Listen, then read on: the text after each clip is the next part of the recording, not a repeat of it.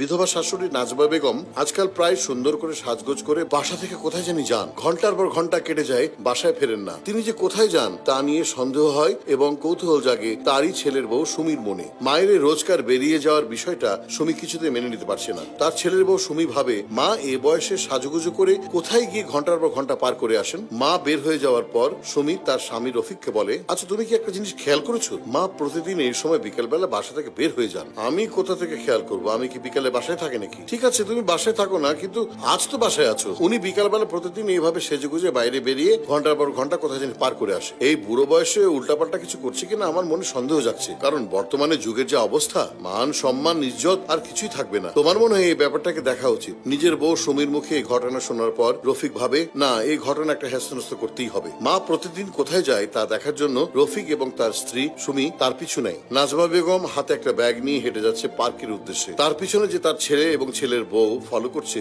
সে বুঝতে পারে না। নাজমা বেগম একটি পার্কে যেয়ে বসে। সুমির সন্দেহের তীর যেন ঠিক মতোই লাগলো। সত্যি সত্যি মা পার্কে ঢুকলেন। পার্কে বসে থাকার জায়গায় বসে মা যেন কার জন্য অপেক্ষা করছে। রফিক যেন নিজেকে কিছুতে সামলাতে পারছে না। কিছুক্ষণ পর দুজন টোকাই তার মায়ের কাছে আসলো। নিজের কাঁধের ব্যাগ থেকে নাজমা বেগম একটি লুডুর কোড বের করলো এবং টোকাইদের সাথে বসে বসে লুডু খেলা শুরু করলো। এই দৃশ্য দেখে সুমি এবং রফিক হতভম্ব হয়ে গেল। চাকরিজীবী দম্পতি তারা, মাকে সময় দিতে পারে না তারা, এবং তাদের ছেলেটাকেও রেখেছে হোস্টেলে। মা তার নিজের একাকিত্ব বোধ এই টোকাইদের সাথে পার্কে এসে লুডু খেলে কাটিয়ে দেন। মনের তীব্র কষ্টবোধ সুমিকে যেন কিছুতে পিছু ছাড়ছে না, অথচ সে তার বিধবা শাশুড়িকে নিয়ে মনে সন্দেহ বেঁধেছে। নিজে তো চাকরির জন্য সময় দিতে পারেই না, অন্যদিকে তার শাশুড়ির আনন্দটুকু নষ্ট করার জন্য উঠে পড়ে লেগেছিল। ওরা দুজন বুঝতে পারলো ওদের খুব বড় একটা ভুল হয়ে গেছে। দুজনই মায়ের কাছে এসে জিজ্ঞাসা করলে মা বলল, বাবা তোরা তো সারাদিন চাকরি নিয়ে ব্যস্ত থাকিস, আমার বাসায় একা একা ভালো লাগে না, তোদের ছেলেটাকেও দিয়ে দিয়েছিস হোস্টেলে, তাই নিজের একাকিত্বের সময়টুকু আমি কার সাথে কাটাবো বল? তাই পার্কে এসে এদের সাথে